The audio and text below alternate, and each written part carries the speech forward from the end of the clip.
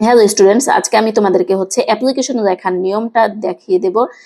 তো এই নিয়মটা তোমরা শিখে রাখবে। তোমরা প্রত্যেকটা অ্যাপ্লিকেশনে এই নিয়মটাই প্রয়োগ করতে পারবে। তোমরা শুধু সাবজেক্টের যে মূল কথাটুকু আছে ওইটা মুখস্থ করবে।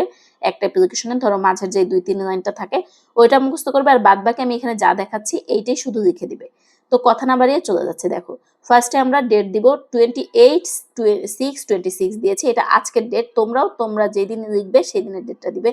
দা হেডমাস্টার, প্রধান শিক্ষক, এক্স হাই স্কুল, এখানে আমি একটা স্কুলের নাম দিয়েছি, তোমরা তোমাদের স্কুলের নাম দিবে, ঢাকা। আচ্ছা, সাবজেক্ট বিষয়, অ্যাপ্লিকেশন ফর, তুমি কোন কারণে অ্যাপ্লিকেশনটা করছো সেটা দিবে। ফর এ ট্রান্সফার সার্টিফিকেট হতে পারে, for a full free studentship হতে পারে, for a setting up a canteen হতে পারে, যা সেটা দিবে। Sir, I beg to state that I am a student of your school of class, তোমার যেই ক্লাসে তুমি পড়ো সেই ক্লাসটা দিবে। তারপরে ওই যে 2-3 লাইন মুখস্থ করবে, সেই 2-3 লাইনটা এখানে দিবে। দেওয়ার পরে I therefore pray and hope that you would be kind enough to grant me this request and oblige thereby। এই যে এইখানে আমি যতটুকু দিলাম তোমরা এটাই মুখস্থ রাখবে। তোমরা প্রত্যেকটা অ্যাপ্লিকেশনে এইটাই দিবে।